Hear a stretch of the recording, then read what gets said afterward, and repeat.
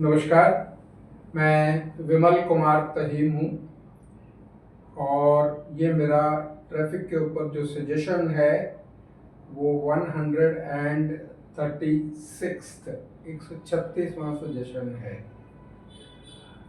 जैसे कि मैंने अपने पिछले वीडियो में बताया था कि लक्ष्मी नगर और आपका सफदरजंग जो हॉस्पिटल उसके सामने 2, राज निवास पर 3, जहाँ यूनिवर्सिटी पर आजकल आईपी जो यूनिवर्सिटी है उसके पास जो आपने यू टर्न बनाए हैं, इसका सजेशन मैं 5 साल पहले दे चुका हूँ। 3 से 4 साल तो मेरे को थोड़ा सा याद आ रहा है, 3 से 4 साल 5 साल पहले मैं सजेशन दे चुका हूँ। यू टर्न का जो नया डिजाइन है उसके बारे में सजेशन मैं आपके हेडक्वार्टर में मिस्टर सोनी होते थे एसीपी, उनको लगभग 5 साल पहले मैं वो सजेशन दे चुका था। उसके बाद उन्होंने बदरपुर में जो साकेत कोर्ट है, बदरपुर में साकेत कोर्ट से जो रोड जाती है बदरपुर की तरफ, वहां पर उन्होंने सिग्नल फ्री किया था। ठीक, आज भी वो जारी है।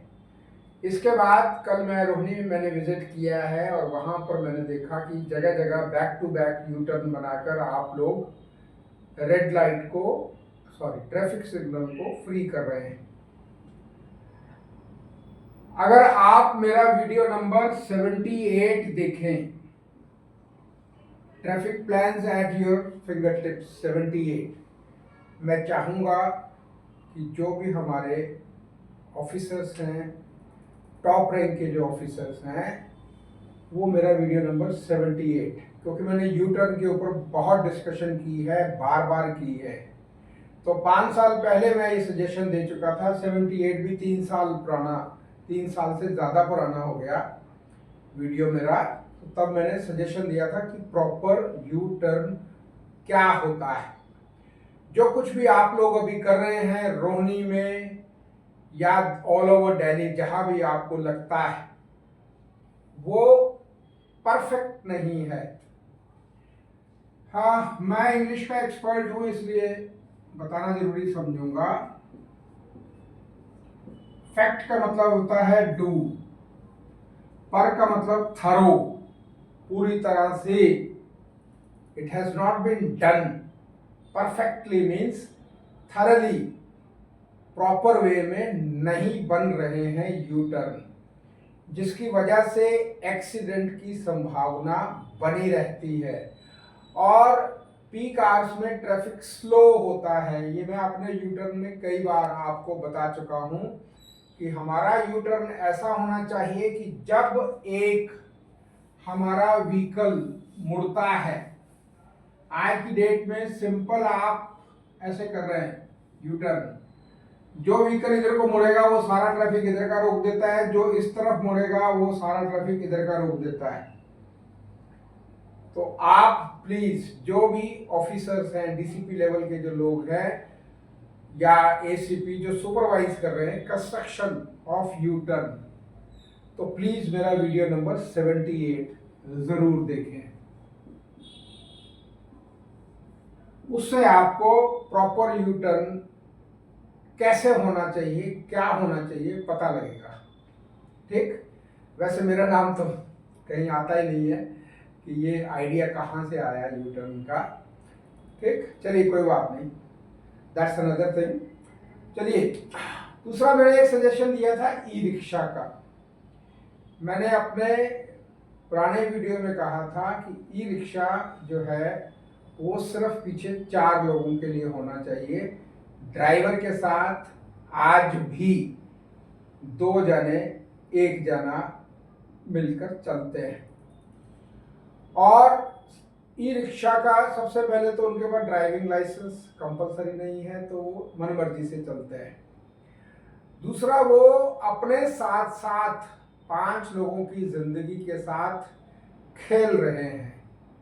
मैं समझता हूं कि हमें एक बड़े एक्सीडेंट की वेट नहीं करनी चाहिए, उससे पहले ही हमें ये मैंडेटरी करना चाहिए कि एक ई रिक्शा लेफ्ट साइड पर ही चलेगा। अगर एक रोड ये हमारा इसके 3 लेन है तो ई रिक्शा फर्स्ट लेन में चलेगा, कंपल्सरीली, मैंडेटरी। क्योंकि ई रिक्शा की जब 5 या 6 लोग बैठते हैं तो उसकी स्पीड वो पिकअप नहीं कर पाता, उसकी वजह से जो पीछे ट्रैफिक है हमारा वो भी स्लो डाउन हो जाता है। मोर ओवर ई रिक्शा का कंस्ट्रक्शन इतना ज़्यादा वैसा है कि अगर एक 3 व्हीलर भी टक्कर मार दे तो 5 से 6 लोग इंजर्ड हो सकते हैं, घायल हो सकते हैं। ठीक, तो हमें वो भी बात ध्यान में रखनी चाहिए। यही बात 3 व्हीलर के रिगार्डिंग भी है।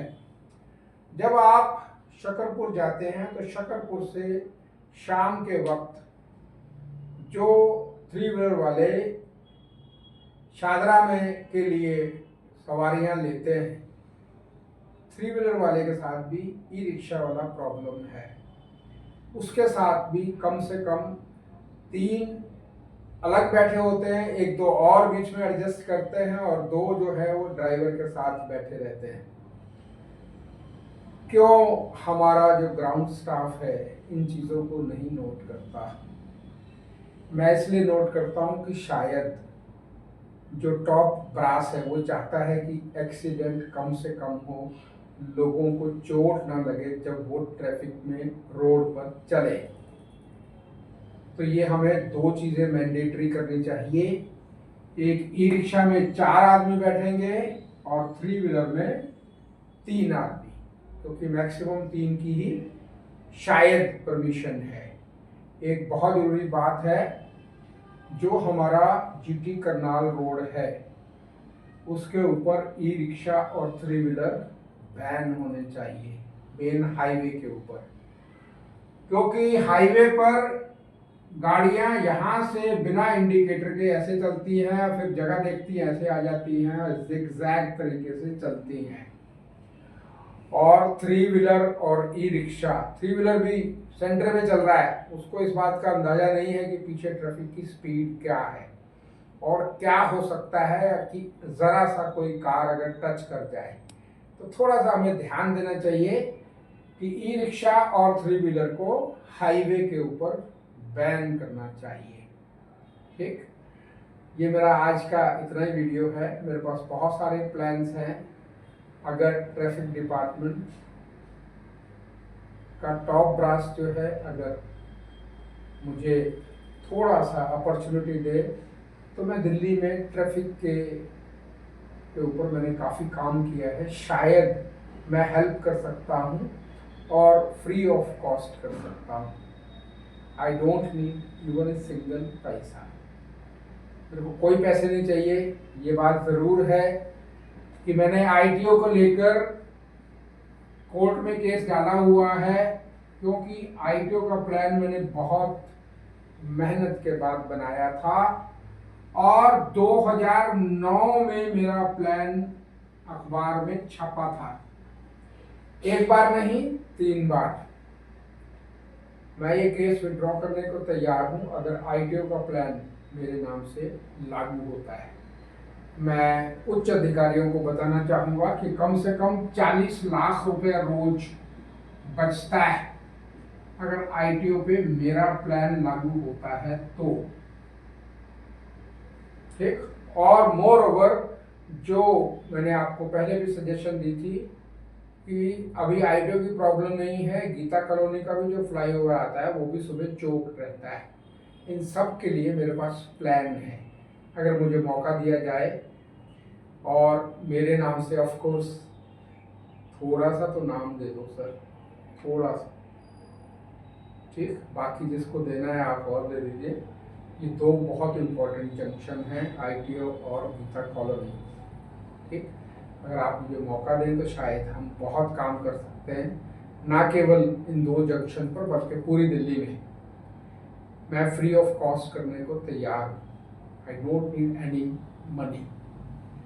अगर ये वीडियो अच्छा लगा हो तो आप प्लीज़ पसंद इसको शेयर करिए, सब्सक्राइब करिए। Thank you.